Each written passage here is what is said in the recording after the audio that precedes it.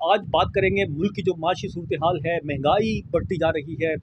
लोग जो है इंतहाई ज़्यादा परेशान हैं। ये महँगाई की वजूहात क्या हैं? इसके अलावा जो रेमिटेंसेस हैं, उनमें कमी आ गई है काफ़ी। डॉलर जो है उसमें मुसलसल कमी देखी जा रही थी, लेकिन फिर थोड़ा-सा ब्रेक लगा है उसके अंदर। और इसके अलावा जो दीगर सूरत-ए-हाल है, मुल्क की माशी सूरत-ए-हाल है, इस पर बात करेंगे। और इसके लिए मेरे साथ मौजूद हैं माहिर माशियात अतीकुर रहमान। उनसे जानते हैं, वो पहले प्रोग्राम में भी हमारे साथ रहे हैं और आज भी वही होंगे। अस्सलाम वालेकुम। वालेकुम अस्सलाम। अच्छा, एक तो बताइएगा, ये जो आजकल सूरत-ए-हाल है, महँगाई बिल्कुल कंट्रोल में नहीं आ रही। कुछ भी कर लें, चाहे मतलब कितने भी दावे कर ले हुकूमत, महँगाई किसी चीज़ में कमी नहीं दे रही। लोग बहुत ज़्यादा मारे मरे जा रहे हैं। देखिए, इसकी सबसे बड़ी रीज़न 2 मुझे नज़र आती है। एक तो कंट्रोल पे थोड़ा-सा गिरफ्त नहीं है, गुड गवर्नेंस नहीं है। अगर गुड गवर्नेंस हो, चीज़ों को मॉनिटर किया जाए और उनको कंट्रोल किया जाए, तो मैं समझता हूँ कि महँगाई कंट्रोल में आ सकती है। आखिर सारी दुनिया भी चल रही है, जिसमें रिसेशन भी है, इन्फ्लेशन भी है, महँगाई के वो भी सताए हुए हैं, लेकिन वहाँ की गवर्नमेंट्स और वहाँ के अदारे इतना स्ट्रिक्ट मॉनिटरिंग करते हैं, इतना स्ट्रिक्ट कंट्रोल करते हैं कि चीज़ों को अप एंड डाउन करते रहते हैं। अगर फ्यूल के दाम बढ़ते हैं तो फिर महंगाई बढ़ जाती है मज़ीद, फ्यूल के दाम कम होते हैं तो वो महंगाई नीचे आ जाती है। हमारे यहाँ सबसे बड़ा रीज़न एक तो महंगाई का गुड गवर्नेंस नहीं होना, कंट्रोल्स का लूज़ होना। दूसरा सबसे बड़ी बात ये है कि हम देखते हैं कि हमारी एनर्जी कॉस्ट जो है ना, वो बहुत ज़्यादा है। हम लोगों ने जो बिल्स पे, इलेक्ट्रिक के बिलों पे इतने सारे चार्जेज़, इतने सारे टैक्सेस लोड किए हुए हैं, इसको गवर्नमेंट को फिल फॉर अनलोड करना पड़ेगा। जब तक इसको ऑफलोड नहीं करेंगे तो एनर्जी के चार्जेस रिड्यूस नहीं होंगे, और जब तक एनर्जी के चार्जेस रिड्यूस नहीं होंगे, आप समझते हैं इस बात को कि रॉ मटेरियल की कॉस्ट भी इंपोर्ट में बढ़ती है। आप समझते हैं इस बात को कि कॉस्ट ऑफ प्रोडक्शन भी बढ़ती है, और आप समझते हैं इस बात से कि पेमेंट कॉस्ट भी बढ़ती है, और सब कुछ बढ़ जाता है। जब चीज़ों के दाम बढ़ेंगे तो लामहला मार्केट में चीज़ें महँगी आएँगी और लोग उसकी उनकी पहुँच से बाहर होंगी, और जब उनकी पहुँच से बाहर होंगी, तब उसको कह सकते हैं कि वो शरबा महँगाई ने कब्ज़ा किया हुआ है हर तरफ। अच्छा, वो तो ठीक है। अगर के इलेक्ट्रिक की अगर बात कर लें तो वैसे तो ओवरऑल मुल्क के अंदर ही महँगी है। ये जितने ज़्यादा इस्तेमाल करते हैं, फिर उतना ज़्यादा बिल जो है वो पे करना पड़ता है। तमाम वो फ्यूल एडजस्टमेंट और पता नहीं क्या-क्या चीज़ें नई-नई डाल दी हैं इसके अंदर, जिस तरह से आपने कहा कि ये चार्जेस ख़त्म होने चाहिए।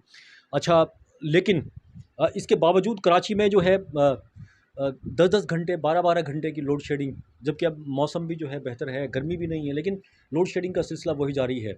और इस लोड शेडिंग का नाम जो के इलेक्ट्रिक देता है, वो बिजली चोरी या फिर कम बिलिंग वाले इलाके हैं, इस तरह से उसने डिवाइड किए हुए हैं। और लेकिन जहाँ जो लोग बिल भरते हैं 100%, फिर वो भी लपेटे में आते हैं और उन्हें भी जो है उसी मुश्किल का सामना करना पड़ता है। और बात करते हैं हम। अच्छा, बताएं, ये जो अभी मॉनेटरी पॉलिसी आई है, तो ये 15% पे शरह सूद को बरकरार रखा गया है। इस शरह से जो हमारी बिजनेस कम्युनिटी है, वो कितना, क्या उसकी दिली ख्वाहिश क्या थी और वो क्या चाहती है, और इसके क्या असरात मुरतब होंगे हमारी मईशत के ऊपर। देखिए, अगर फैक्चुअली स्पीकिंग आप मुझसे पूछें तो हम लोग एक्सपेक्ट कर रहे थे कि इस बार बेसिस पॉइंट इंटरेस्ट रेट को कम किया जाएगा। इसकी वजह यह है कि कारोबारी हजरात तो मर गए हैं, जिनको हर चीज़ के लिए बैंक से पैसा बोरो करना पड़ता है। एक्सेस टू फाइनेंस बेइंतहा महंगा। आप इतने बड़े इंटरेस्ट रेट पे आप अगर फाइनेंसिंग करने जाएंगे तो आप उसको पे बैक नहीं कर सकते। जब पे बैक नहीं कर सकते तो नॉन परफॉर्मिंग लोन्स हो जाएगा। तो एक्सेस टू फाइनेंस बहुत डिफ़िकल्ट हो गया है, कॉस्ट ऑफ क्रेडिट बहुत डिफ़िकल्ट हो गया है, बल्कि बहुत महंगा हो गया, और ये काम आदमी की पहुंच से बाहर है। तो इन्वेस्टमेंट, सेविंग्स और ये सारी बातों की बात तो बहुत दूर की बात है। हम देख रहे हैं कि जब तक एक्सपेंशन ऑफ बिज़नेस नहीं हो और या ईज़ीनेस इन द बिज़नेस नहीं हो, तो ये सब कुछ फंड फ्लो से होता है, फाइनेंशियल एस्पेक्ट्स ऑफ नाउ यहाँ तो उल्टा फाइनेंशियल क्रंच है, और उस पर इतनी महंगे इंटरेस्ट रेट पे। बहरहाल, अगर इस इंटरेस्ट रेट की बात करते हैं तो एक कंपैरेटिव स्टडी ये भी है कि दुनिया में इंटरेस्ट रेट ज़रूर बढ़े हैं, लेकिन उन लोगों ने ऑफलोड करना शुरू कर दिया interest rate, just to save their SMEs and cottage industry. ठीक है, ये तो मॉनेटरी पॉलिसी की बात होगी। और बुरी खबर ये है कि जो समंदर पार पाकिस्तानी हैं, उन्होंने रेमिटेंसेस जो है वो तरसीलात ज़र वो कम भेजना शुरू कर दिए हैं। अच्छा, डॉलर की वैसे ही हमारे मुल्क के अंदर कमी है, हमारे ज़खायर वैसे ही इतने ज़्यादा नहीं हैं। और फिर तरसीलात ज़र जो मुसलसल पहले वो गुज़श्ता अरसे के अंदर देखा जाए तो वो काफ़ी बढ़ रहे थे, लेकिन फिर जो है नीचे आना शुरू हो गए। इसकी क्या वजूहत हो सकती है आपके ख्याल में? देखिए, रेमिटेंसेस तो हमेशा बहुत ज़्यादा एंड नॉन रेसिडेंट पाकिस्तानीज़ ने अपने मुल्क पे बहुत दिलचस्पी ली है और हमेशा मुल्क को फ़रोग़ देने की कोशिश की है। इंटरनेशनल रिसेशन भी है और इंटरनेशनली सारी दुनिया इन्फ्लेशन से हिट भी हुई है। लेकिन हमारे जो लोकल सर्कमस्टांसेस है ना, वो ये है कि हमारी पॉलिटिकल इंस्टेबिलिटी ने लोग उनको बड़ा डिसअपॉइंट किया हुआ है।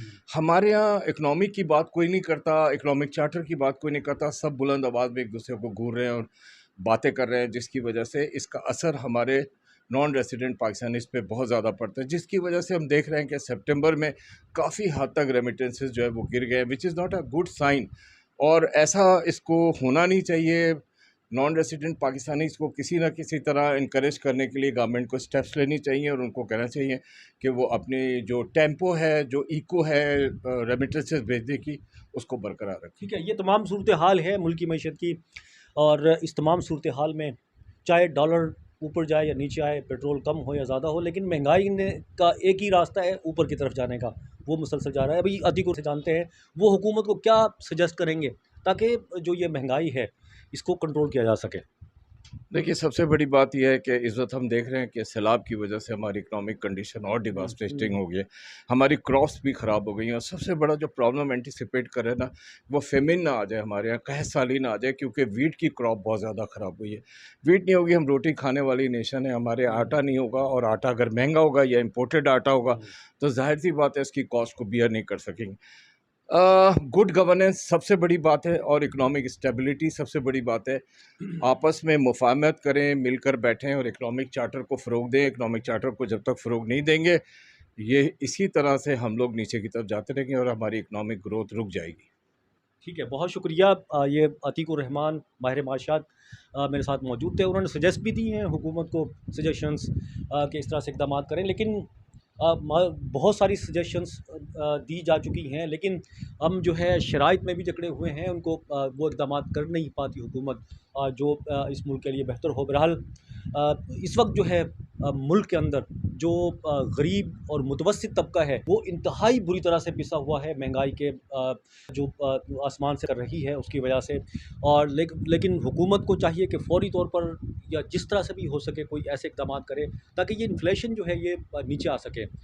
किसी नए प्रोग्राम के साथ फिर हाज़िर होंगे, जब तक के लिए अब्दुल कदीर राना को इजाज़त दीजिए। अल्लाह हाफ़िज़।